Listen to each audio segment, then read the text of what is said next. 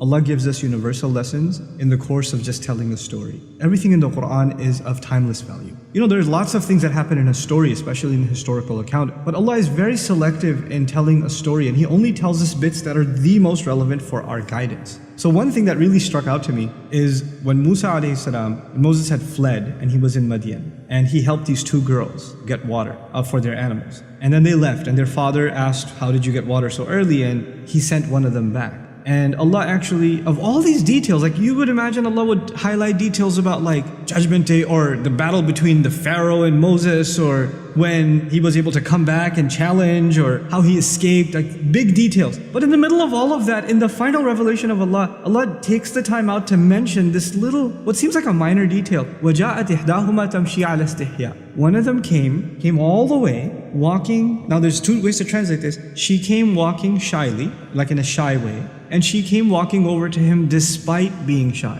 And I was fascinated that Allah would actually go out of His way to highlight the way a woman walked. Like, what benefit could that have? I realized that Allah Azza wa Jal, He highlights things in His book that are so pertinent to human guidance. The way a female walks is a powerful thing. It has an impact in society. As a matter of fact, the female has a presence that has been talked about across cultures.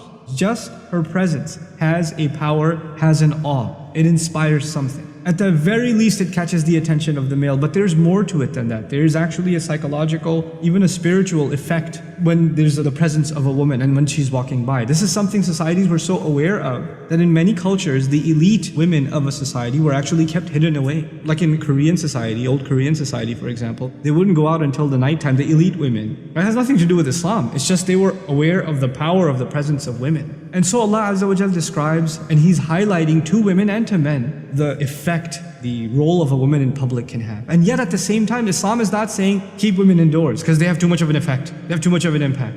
Guys know, the ones that are watching this video, they're sitting in an auditorium classroom and a girl walks into the class, right? She doesn't have to be the most beautiful thing you've ever seen, but so long as she's a female, everybody in the room is gonna at least for a second look and then, okay, yeah, it has an effect. And a guy walks in, that's what happens. So now Allah is highlighting a couple of things. One of the most beautiful things that's being highlighted here is despite her shyness. In other words, she has to engage in society. She has to go out.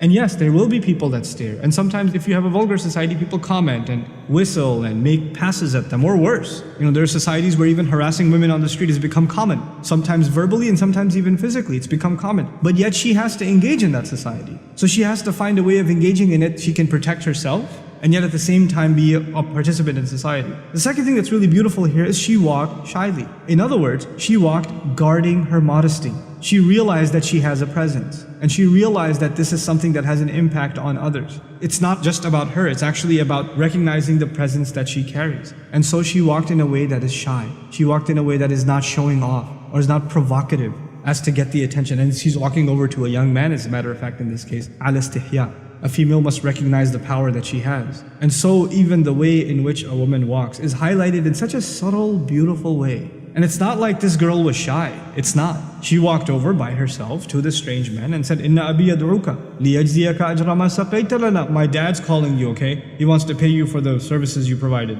And if she was all that shy and scared, she would have called her sister and at least two of them would have come. But she came by herself. And her dad was confident enough in her to send her by herself. So there's this amazing balance between confidence and engagement, even when you're on your own, and at the same time holding on to your modesty. All of it captured in just the way that she walked. It's incredible.